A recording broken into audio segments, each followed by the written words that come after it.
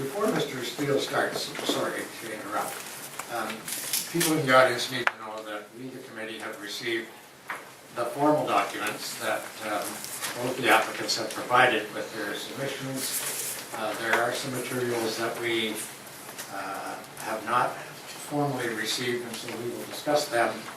There are no additional materials that I'm aware of regarding this application.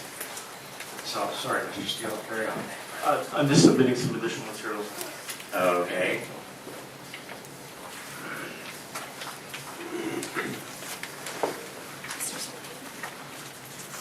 Pardon? Yes, I did.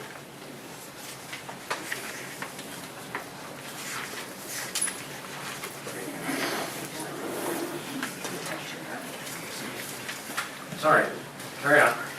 Good evening. I'd like to first thank everybody for showing up and taking part in this process here. I think it's very important. In Figueroa versus Canada, the Attorney General of the Supreme Court of Canada held that to preserve public confidence in Canadian democracy, it is of great importance that the integrity of the electoral financing regime be preserved. Included in my formal complaint, I provided many testimonials, including press releases, photos, and screen capture from Amy England's campaign, gathered by myself personally. This information provides clear evidence that Amy England was aware that the TV reality Rags to Red Carpet gave her a valuable branded image that she promoted and took full advantage of and benefited from during the October 2010 municipal campaign by translating that branding directly into votes. She also accepted coaching, possible undeclared financial help, and very valuable advertising on a major network, including gifts, cosmetic work, photographs, and posters. During the election, Amy England stated, "As a new candidate, I want to stand out and improve my image." She told this to the Toronto Sun about her appearance on the TV reality show, and that was published July 9, 2010. England said her appearance on the show has helped her reach a new demographic of voters. I received emails from people who never thought about voting for me, and now they are, after seeing this show, because it has allowed them to see the real me, she notes. And that was on DurhamRegion.com. After my formal complaint against Amy was made, Amy publicly changed her opinion. "I do not believe for 1 second I was voted for because I was on a makeover show," England said. "I give far more respect to the Oshawa residents than to believe it had anything to do with my looks." And this was on cbc.ca. I asked you to compare the two media statements I just read, both from Amy England. One from before this request went forward to the current revised opinion after this complaint. These quotes show that the candidate was aware that this was an integral part of her campaign, its admission of which disappeared after a formal complaint had been filed by myself. This candidate's financial duties under the Municipal Elections Act were knowingly disregarded. This claim has been backed up by her former campaign manager. Amy was made very aware of this, that potential problems may arise. According to Amy England's former manager, and there's a letter attached to my application, the makeover was a strategic and important part of the campaign. Amy England applied to the show knowing she was planning on entering the political arena with the express intent of garnering assistance to brand her.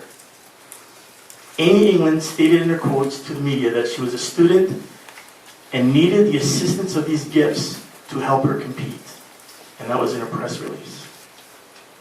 The show, on the other hand, also benefited from Amy's story. Would they have chosen just any student? They chose Amy England because the story was different and interesting. A student turned political candidate. The intent of the show was to give Amy England what it took to make her a more viable candidate in her campaign, thus naming the segment and the photography associated with it, the candidate. And I have a copy of that poster that was produced by the company, which you guys can look at. You'll probably see it from there. With the branding determined to make a difference on it, and this is the personal website, which you can see the same branding from the corporate produced poster right there, and you can take a look at that. I think there's copies of it attached as well. Amy England's social media was covered with the poster of the candidate. which promoted her candidacy in this election. After this formal request for an audit, these items were deleted but preserved in my evidence. Amy England openly marketed the show to potential voters through social media, and in fact, previously stated by England, benefited by getting votes from the airing from people who've seen the real Amy on television. Regardless, we do not know the full value of all items in Amy England's campaign, and that is why we need the audit. We do not know the cost of her signage or where the contribution came from. It's not mentioned in her expense report. There are many questions that remain unanswered in regards to all of these contributions. We do know that Amy England used the screening of the show Rags to Red Carpet, the candidate, to raise money for her campaign, thus making it a strategic part of her running. Determined to make a difference was Amy's slogan, boldly plastered across the poster I showed here, that was produced, paid for by Cosmo TV, Chorus Entertainment, widely circulated with the branded slogan appearing at the top, which was also on her personal website and her campaign literature, extensively used. This is just another example of evidence of a crossover of the corporate gifts Amy received that she did not declare, all being used to brand her campaign, herself, and to gain votes. Taken from a celebrity blog, brands are the source of promises to consumers. They promise relative, differentiated benefits. They can make these promises because they are personifications of products, services, organizations, or other entities. Brands have personalities. They possess character, and they can stand for something. I have long contended that not only can companies and their products and services be branded, but so can colleges, universities, museums, and other not-for-profit organizations, including municipalities, countries, musical groups, and yes, even individuals can be branded. While most people need not be personified, some arguably do. Indeed, many celebrities are packaged as brands. The trick is to draw out a person's authentic brand, one that is true to him or her. The same is true with all other brands. Authenticity usually reveals a combination of positive and not so positive attributes. The role of the brand marketer is to accentuate the positive attributes, especially those that will give the brand an advantage in the marketplace. There is no doubt that intentional branding occurred here in order to assist with the campaign. Whether the makeover actually changed the mind of voters does not matter. It is the cost of the gifts and the intent to use it within the campaign that matters. Chorus marketed Amy England to give her the brand an advantage in the marketplace. It is the lack of transparency and disclosure of these gifts that even the candidate admitted prior to investigation helped her in the campaign that makes this a contravention of the Municipal Elections Act. And an audit must be performed to honor the election process. Chorus Entertainment branded Amy England, who applied to the show to receive just that, into what they believe to be a better candidate. This type of branding is extremely expensive. It is also obvious that the value of said gift contributions totaled over the $750 limit maximum allowed to a candidate from one source. I respectfully request that you honor the request for this audit and that the process shed light on the campaign expenditures of Amy England. Thank you. Thank you, Mr. Steele. Questions by any of the members of Mr. Steele's report? John Hunter, I just got one question. You state that the value is in excess of $200,000. That's correct. Where did this figure come from? I spoke with some people that were in the industry, not directly related with the show, and it's the cost of producing a TV reality show. And I understand, and this has come from Amy England's statements, that there was 5 to 6 weeks of production costs with a full crew, where she had attended the studio or wherever this was done, various locations in that. It's the value of 30 minutes of airtime on a large national network, which would be extremely expensive on prime time. to purchase off of Chorus or any other that it was sold to.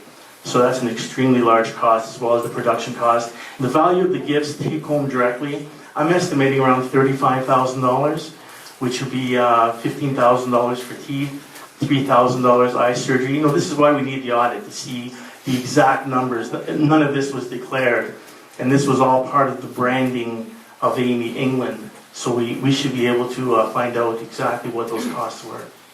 I have a second question. Who owns the brand? Who owns the brand? That's a very good question. And I don't have that answer. But I do know one thing. Amy England promoted that brand, and she used it for her advantage. So whether she had leasing rights or permission to use that brand, she must have. She did use it. We have to, that's a question that the auditor should be asking Chorus. Do they own it, or who owns this brand? And did she pay for the use of that branding? Because I would certainly have liked to have some nice branding and use it and pay for it. But I know it's a lot more than $750. Thank you. No. Thank you, Mr. Steele. Thank you very much. You guys want these? We have them as part of your... You have them? Thank you very much.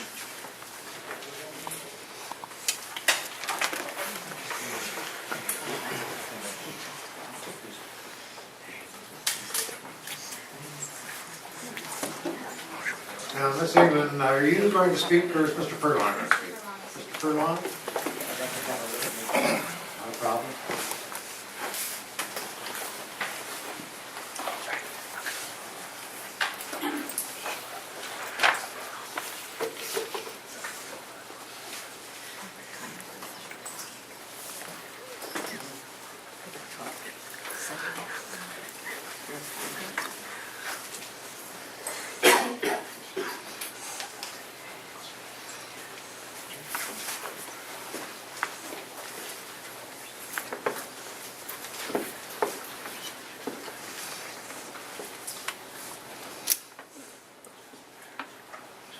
Gentlemen, I've listened to Mr. Steele make his observations, and it's easy to form conjecture and say things are worth $200,000, and you didn't do this, you didn't spend this money, you didn't spend that money. But when I'm through, I've provided you with a document that I will go pick number by number to hope to show you that this personal makeover is related to personal grooming. It's not related to branding.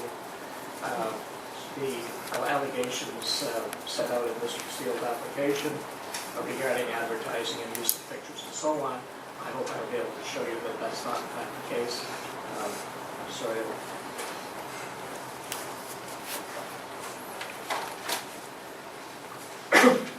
So, Amy England applied for this program. I understand a popular program, although I've never seen it, in December of 2009. She was advised in January 2010 that she was a possible contestant for this program. Shortly after that, she was required to sign a release and a contract.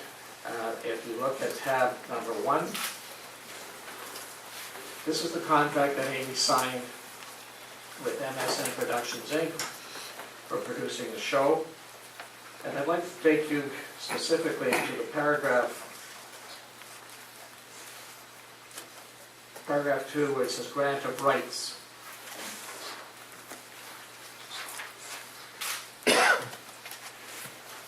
In order to participate in the show, Ms. England would have to give up all of her rights to editing, content, time of showing, everything belongs strictly to the company that was producing the show, not to Amy England. Did Amy England benefit from this program? I suggest to you that her benefit would have been in enhancing her appearance, and her appearance, obviously it makes you feel better, but it's no different than before an all-candidates meeting where someone goes out and buys a new dress or a new suit or a shirt and tie, and you know, you feel better at the meeting. But that's not, as far as I know, that hasn't been an election expense yet. And I can recall politicians who have changed their appearance. For example, I can remember back a long time, David Peterson with the ornament glasses and underwent a